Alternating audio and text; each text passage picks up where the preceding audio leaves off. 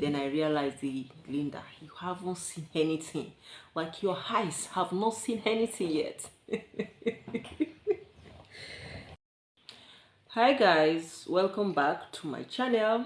My name is Linda, and today is the day that I've decided I'm ready to actually do a sit-down video about my second birth story vlog. Okay, and my kids are here in the background, so if you hear their voice, can you just behave like you did not hear anything? Because I know most people who are watching me are parents. Yes, from the analytics on my YouTube studio, I can see most of them, their age group, they are parents. They're supposed to be parents. Okay, so I believe you're used to what children do. Whenever you set up your camera, that is when some of them want to show their talent. Hey, shh. Take that book and don't make a noise. That's when some of them want to show you how much they know how to scream. Okay, so I thought I've seen it all when I had my first baby, until when I had my second baby. Then I realized, Linda, you haven't seen anything. Like your eyes have not seen anything yet. Hey, where do I even start from, guys? Oh my! I did my first birth story vlog around 2019. Yeah, I think, because I had my first baby. Mommy, Jesus. I had my first baby around. These children are really irritating me. I don't even know what I was saying. So I said I'm going to be doing this video while munching on my spaghetti here.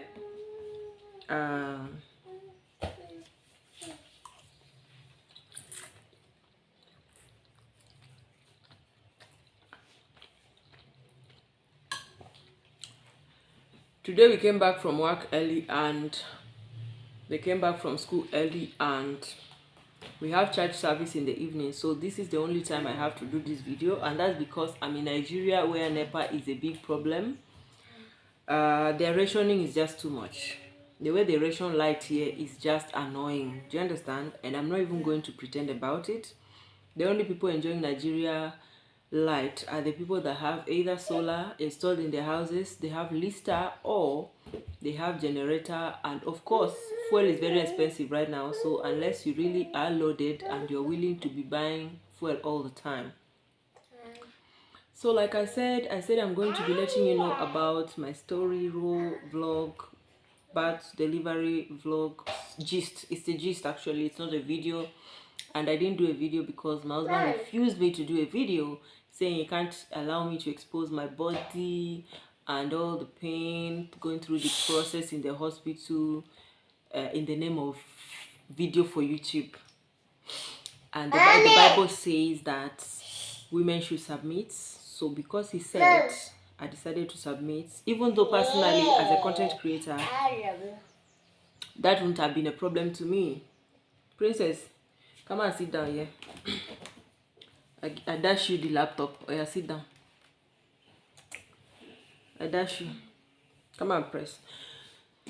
So like I was saying, as a content creator, it wouldn't have been a big problem to me or a big deal. But because he said no, there's nothing I can do. Okay, so because if I post, he actually watched my video, because I'm still why are you closing the door? I need that natural light.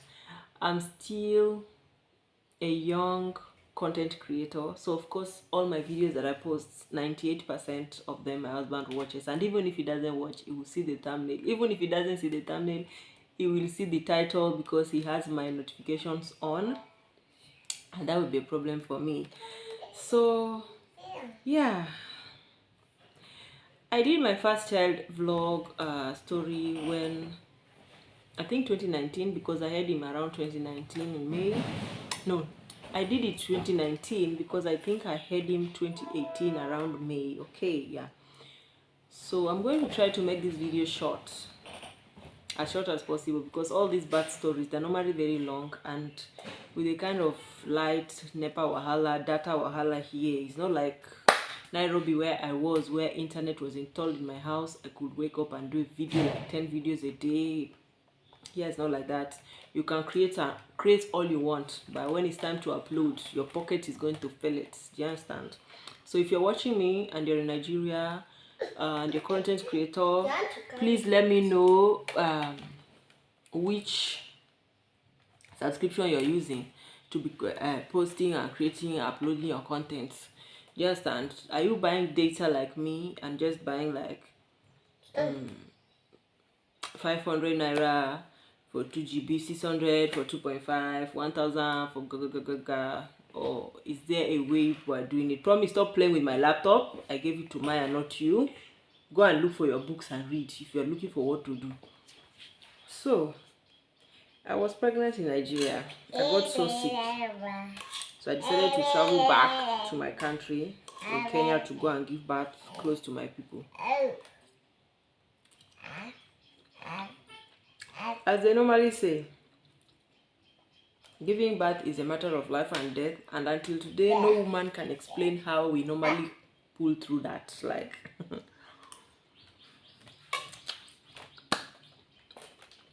so like I said earlier, I thought having my first child was, hey, you want to break it? Jesus, don't do that.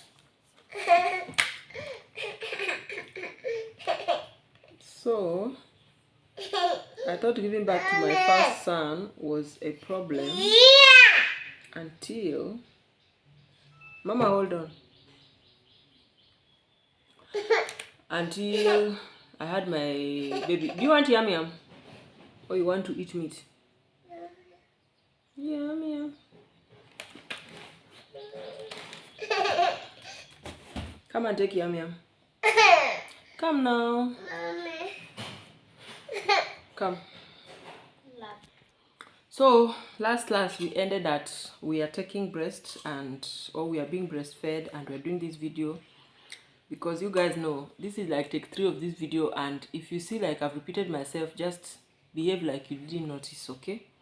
Because that's what kids can make you do.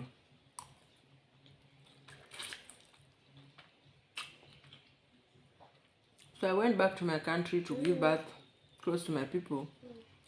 Then I decided, last time when I had NHIF card, they did not allow me to use it, and I went to a private hospital and I ended up spending a lot of money. On top of that, it's not as if they gave me any special treatment. They kept me in a public ward.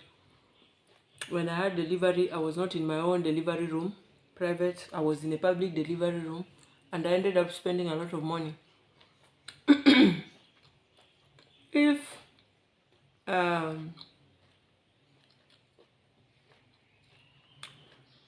maybe I could go to a public hospital, even if they don't give me special treatment, it will not pain me. So I decided to take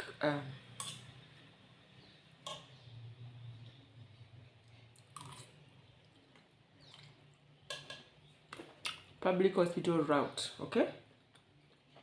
Fast forward to when I was having pains as if it was delivery pain. I don't know whether it was, let me just say it was false alarm. I really don't know, but I can't really call it a false alarm. The thing is, I was due. But first of all, because it's public, they refused to induce me. They told me I should go back home and stay until the baby comes by itself. So I actually gave birth to an overgrown baby because the baby was already tired of staying in my stomach. They still forced me to go and stay at home. And that is why you see most people that give birth in public hospitals, most of them, they end up giving birth to dead children. Because the child has stayed, the woman has cried, she has gotten tired, the child has gotten too big than the womb. The child wants to come out because normal span that God created is 9 months. And you keep somebody to carry a child for over 9 months, going to 10 months. Why? Because you want it to come the natural way. What if it doesn't? Like with my first child, I was induced. It was over.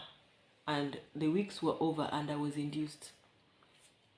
And it was a private hospital. So I was just thinking that common sense is common.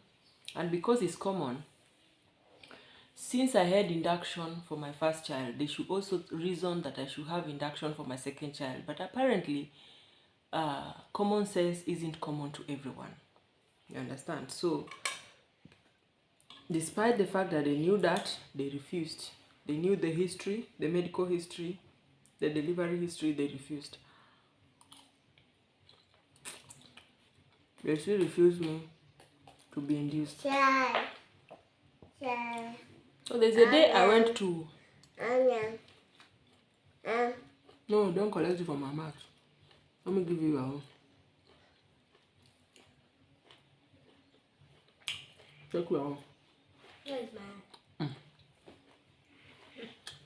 Take your own. This one. There's a day they gave me... Mama, bite it and put it back. It's too big for you.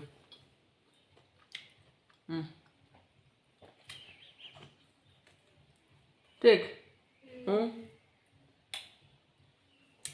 So, there's a day I went for... What is it called? I was having contractions. I went, and do you know that I slept in that ward until morning? They booked a bed for me. And then I woke up and they told me that no, the baby way, or the road for the baby to come out is still locked, so I should go back home.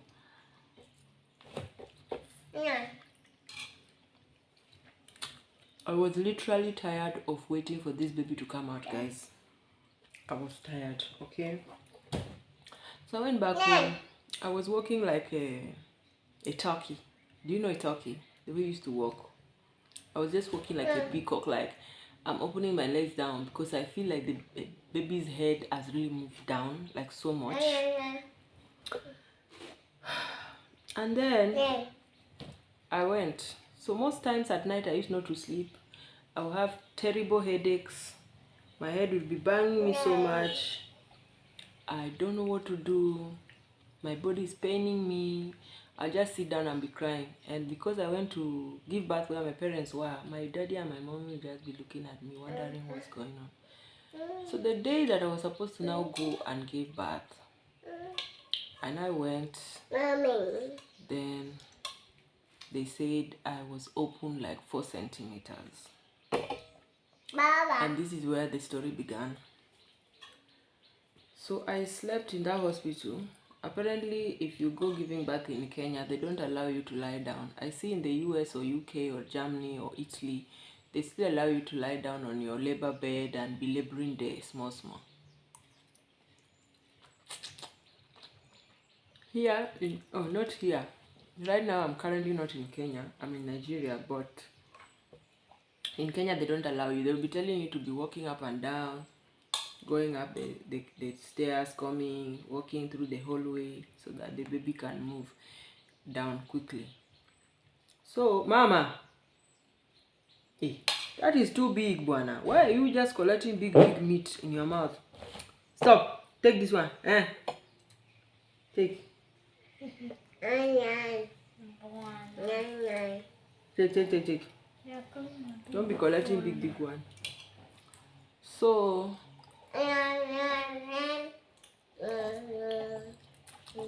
I worked there the whole night. They kept saying, come, let's check you people. Come, let's check you people. So at the time, there's one useless nurse there. That is a man. That came to check centimeter for us. And this guy was just choking me with his hands. And I was like, guy, what is the problem? The auntie that checked me before midnight, she did not do like this. Is it not the same checking she checked? You, which one is your own? You're choking me as if I'm not a human being. What's wrong with you? And the man started cursing me. Government hospitals. And this is Russia Hospital in Kisumu. I'm even mentioning their name because I'm not ashamed. Do you understand? I'm mentioning their name. They are very useless human beings. If you carry your person to go and give birth there, oh God, let it be that you're so broke and not because you just decided that you want to use a government facility. That hospital, no matter how their bosses are trying to make it good, the nurses there, they are not helping matters at all.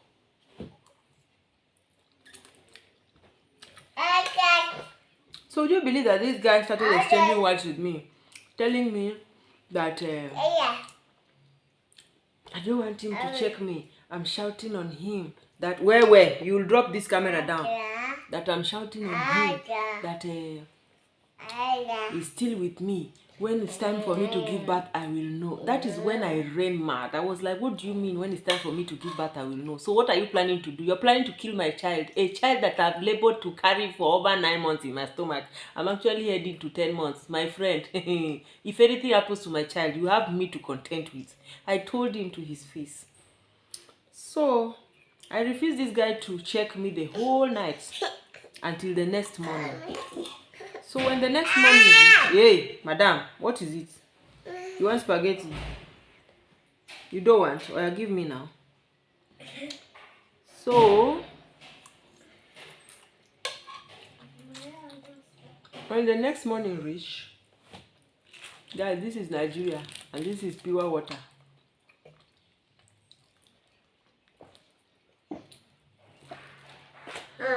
So, huh? So when the morning reached, there is one doctor that came, okay, and she's experienced and she's nice. So I went and reported to her. I told her that, do you know that this doctor, no, there is one I reported to that same night, you understand, that do you know that this doctor came to choke me, was choking me mercilessly, and I stopped him, and now he started insulting me, saying why am I stopping him from choking me, that he's a doctor, he's an experienced nurse, he's not a trainee, kiniko, and I don't see how that is related to what I'm telling him, because if you're checking if a woman's centimeter is open, there's a difference when you're checking doing your job, and there's a difference when you're just checking as if it's a bag of rice. You're trying to turn the rice inside to see whether there's sand. You understand? I could tell the difference. So I told her to go and check me, because the person he sent to check me, the person was doing somehow and I won't allow him to check me. And he even told me that when it's time for me to give birth, I will see. And I now told him, what do you mean I will see? Are you planning to kill my baby when I'm giving birth? Because I know my baby is fine, strong and kicking. See. Oh my gosh. Government hospital. May you never give birth in a government hospital in Jesus' name. Or you claim it. So I stayed. Then the lady now told me that by the time you're giving birth, given that now you're like 6 centimeters, it will be already morning, and that doctor that told you that his shift will be over. He won't even be here when you're giving birth. And according to her words, exactly when it was time for me to give birth, that idiot was not there. He came when I've already put together. I was so happy. And then, hey, don't use this seat to choke your eye. So before then, promise, leave that place. Go inside.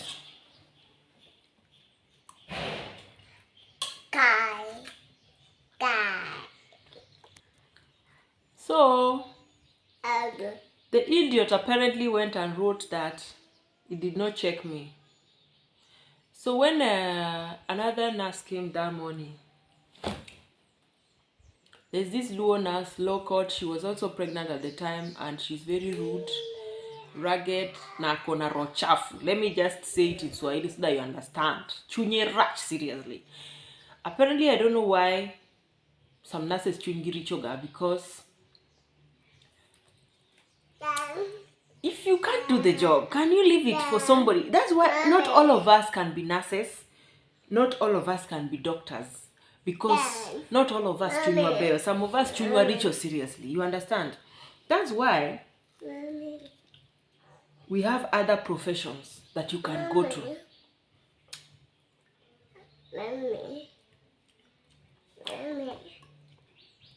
So as I was saying, that's why we have different professions, because all of us chunwa bear enough to do that job. So when I see a nurse or a sister or a doctor that chunyirach, I'm like, why? Why must you do this job if you know you don't have the capacity to it? if you know it's messing with your mental health, if you know the stress is too much for you, if you know tu hauna roho mzuri, kona roho chafu kama tia roho mbaya, why must you do the job? The career, you are like missing it. You're missing your career. That career is not for you. You are in the wrong career. You understand? So she came and she was saying,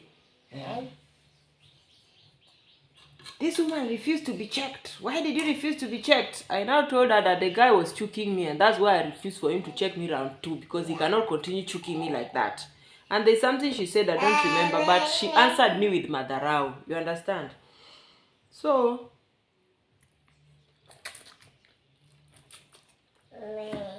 later on, they induced me. After inducing me, 1 bottle finished. I told them that the pain is now apple, like kode, like the pain is now constant. It's not coming and leaving me, so I don't want them to induce me again. Let me just labor with that one, because the baby will soon come out. I was already at 10%. Abby? 9? Was it 8% or 10? I don't know. I think I was already at 10%. They decided to induce me another bottle, because they do as if they're the ones who know. We don't know anything. Now that's another problem with public hospitals, is they always do as if they know everything, when the truth of the matter is that the patient is always right, and they have the right to choose the kind of medication they want to be administered to them. So if the patient tells you, don't do me another induction, this one, the way I'm feeling it, your baby is already here, you better listen. They refused to listen to me, so they gave me another one. That other one just gave me 3 pains, and the baby was coming. You guys, do you know I ended up giving birth in the overall ward for, not the labor room where people used to give birth, overall ward where women used to cry, where people are laboring. Because why? Because the baby was already coming, and now I told them the baby is already coming, and they're telling me I should get up and go to the room where they used to deliver. And do you know where the room is? If you have been to Russia before, this one. If you have been to Russia before, do you know where the room is? You have to climb the hill going. And the previous night, there is a lady in that same hospital, that's a minor, that gave birth on that same paved way while trying to walk to go to where the labor room is. I don't know why they behave like that, because normally, like private hospitals, the labor room will be here, and then there's just a door to the delivery room. Their own, there's a distance you have to walk again, and you are in pain, the baby is coming, the pressure is coming, is increasing, you can't close your legs. I told them, you want me to go and give birth on the road and hit my child's head on the cement? I can't do that. I'm giving birth here. That is how they rush to go and bring this tent they used to have, these curtains, yeah, those curtains that they used to roll. They drew it and brought it, I don't know from where, maybe from that delivery room. Then I just gave birth there in the labor room. When I finished giving birth, they now told me to get up with that blood and trek to the delivery room. That is where they're going to stitch me. And guys, I tore to the core, like I tore to my ass. Do you understand? And this lady that I told you is Kamatiro Chafu. Do you know that I was laboring and telling them the baby is here? And they were just sitting down gisting. They were just sitting down gisting. And I'm like, seriously? And even if after I've delivered, my mom was coming inside, they chased my mom away. They say she's not supposed to come there. Now they took me. I gave birth at around 3 o'clock, and I was stitched from that 3 o'clock to around 7 in the evening. My grandma came, she couldn't see me. She stayed there until she had to go back to her village in Kano Place. She couldn't see me. So, this particular lady, this Kamatiro Chafu, she came with one metallic substance. She said since I tore, she wants to check whether my cervix is also torn. She inserted these unsterilized things in my body and infected me with some, what is it called? Pelvic inflammatory disease. Guys, since I was born, I have never suffered pelvic inflammatory disease. But since I had my last child, I have been suffering and treating pelvic inflammatory disease back to back, and it has refused to go. Guys, I just thank God that she did not infect me with HIV. At least this pelvic inflammatory disease, I'm sure that one day, God will still help me. I'll still find a way around it. But because of her bad mind, amadharau na roho mbaya na roho chafu, I said to myself, the day she goes to give birth, because she was pregnant too at the time, I think her own was around 5 months, 6 months there, because it was already showing. I said, this woman, the way she has treated me, the day she goes to give birth, because I heard her telling somebody that she booked to go and give birth maybe at, I think, if not Avenue, Aga Khan, one of the two. I said, so you know that people come to public to come and deliver, you mistreat them. Then when it's your time for delivery, you go and book a private hospital, a good one that you can go and deliver. But even if it's good, even if you pay big money there, the day you are going to deliver, may you find somebody that will mistreat you the way mistreated me. May they choke your stomach very well. May you tear very well. May you call the nurses and they don't look your face. And this woman, I swear in this life that I am, she will never know peace. She will remember me for the rest of her life. She will keep remembering me. So, that was how it happened.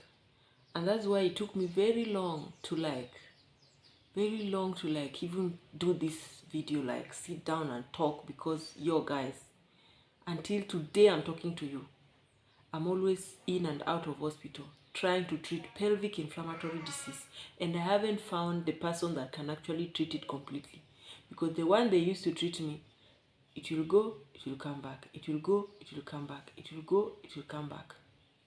I don't know what to do. If you're watching me and you're a medical practitioner and you know how to go about this, please comment down below, reach out, just let me know what to do. I'll also try and drop my email there. Please, you can feel free to email me. Let me just know how to go about this, honestly.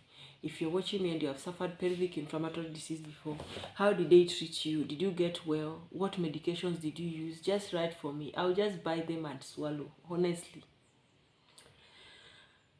So guys, we go through a lot as women trying to have children. And it's very painful sometimes when the husbands we are married to, or the family, our in-laws where we're married to, they don't understand. They look at you and they're like, you can't stop having babies at 2 children. What is that? You need to have 3 children, 4 children, 5 children. In our family, we don't have only 2 children. And you are asking yourself, when I'm in the labor room fighting for my life, guys, do you know that I literally died and came back to life when I had my second baby? I told you they started stitching me at 3 in the afternoon. And I left that room to go to where women rest with their children who have delivered at around 7 in the evening. How long is that? They were opening my legs down, my waist has hooked. Oh my God. Ay, Jesus. I'm still trying to recover that waist pain until today. I'm still trying to recover it. So, we thank God. Finally, I had my baby. Okay, finally I had my baby.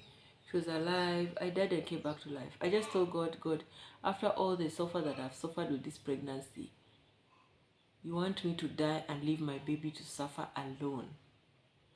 Please give me a second chance so I can take care of this child myself. And God heard me, and He actually gave me a second chance. Guys, it's not been easy for me. It's not been easy until now, because I've told you that I'm always in and out of the hospital. Ever since I gave birth to this, my second child, I've spent a lot of money in the hospital, guys. You can't even imagine. A lot of money. Okay. With my first child, I got on, yes, but it was a private hospital. So, they stitched me. After they stitched me, I came back home. It took me like 3 months. I used my daddy's personal doctor. He was now giving me medicines and treatment, and I got well. I responded. I'm glad. So this particular one now, it has stayed like forever, because my baby is now 1 year 5 months. Very soon she'll be 1 year 6 months, and imagine I'm still treating what this woman inserted into me. I wonder why she didn't sterilize those things before she decided to do this to me. Is that not sheer wickedness? I just feel like going back to Kisumu right now and just going to the ward where the woman is and just oozing her one dirty slap for what she did for me, for what she did to me. She also didn't only do that, but after doing or choking me with all this, promise, come and close this door for me. After choking all those things inside me and infecting me with pelvic inflammatory disease that I never had like all my life, she handed me over to trainees that stitched me the wrong way. And then another sister that is a professional now came, and he looked at them and said, who stitched this woman as if you're stitching shoe? Can you just, guys, who stitched this woman like this? You sue her like you're suing shoe. How will she pull if you sue her like this? Then the woman started to cut the threads again, and she sued me again. She's the one that now sued me nicely. Oh God. Guys, please. There are things we go through during delivery, things we see in the hospital that, if you remember, you cannot even want to get pregnant again. As much as you like to have more children, the fear of losing your life will not let you do it. So guys, that's my story. It wasn't a very beautiful one. The only beauty in it is that I have a beautiful baby girl now, baby Maya, and God granted me a second chance in life to take care of her, and I'm very grateful for that, because these days many people don't get that chance. I remember when I was in high school, one of my favorite teachers, I went to Junction Academy, aka Ebusakami, and one of my favorite teachers at the time, Miss Ndombi, passed on when she went to deliver her first child. So people have been dying during deliveries and they leave their children. So I'm just grateful that God gave me a second chance to life. It's not every day that God gives you a second chance to life, and I'm growing to learn to appreciate things in my life. Even things that on a normal day people feel they are small things, to me they are not, because what I have seen in this my life, my eyes have seen something. Anyway guys, this is just the story. I'm gonna end it here. Thank you so much for watching. Thank you for your patience. I know I kept going back and forth because my kids are just on my neck. Like, these children, if you check the last video I posted is 5 days ago, they don't allow me to post videos. The moment you mount your camera to post a video, that's when they want to start misbehaving and getting you angry and agitated. They want you to beat them. They want you to shout. They want you to quarrel. You see, they don't allow me to make videos. On a normal day, you know me, I like making videos every day. I like posting my videos every day. If you too delay 2 days, but these days you just bear with me. But I believe very soon God will help me. Very soon, probably they will change, or maybe God will help them to start sleeping, so that I'll be now making video when they are sleeping. So please subscribe in our channel if you haven't, and let me welcome our new subscribers. I'm so sorry if I haven't welcomed you guys properly since you joined the family. I think we have like 30 new, like 30 new subscribers.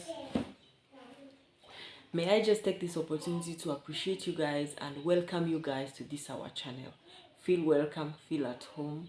My name is Linda, and subscribe, like, and share my videos. I know I'm still a small YouTuber, but I know YouTube is a journey. Sometimes you feel like giving up, but something is telling you the same energy you use giving up, you can still use the same energy to press on, and you never can tell. If you give up, you lose completely, but if you keep pressing on, you never can tell. You might just win and reach where you're going. And I believe one day we'll have up to 3 million, 5 million subscribers in this channel. It's just a matter of time. As God gives the grace, I'll keep doing videos and posting, and I promise you, you love them. My videos used to have value. Even this one I told you is my birth vlog story, but it has value, right? Yeah. I decided to use public hospital because I spent a lot of money and they did not give me any special treatment that side. But still, I almost lost my life. So even if they don't give you a special treatment, you can as well just spend the money. At least they will not show you all those kind of madarao, negligence, and just not being careful, ending up infecting you with what you don't know and all that. Yeah, so I'll see you guys in my next video. Bye.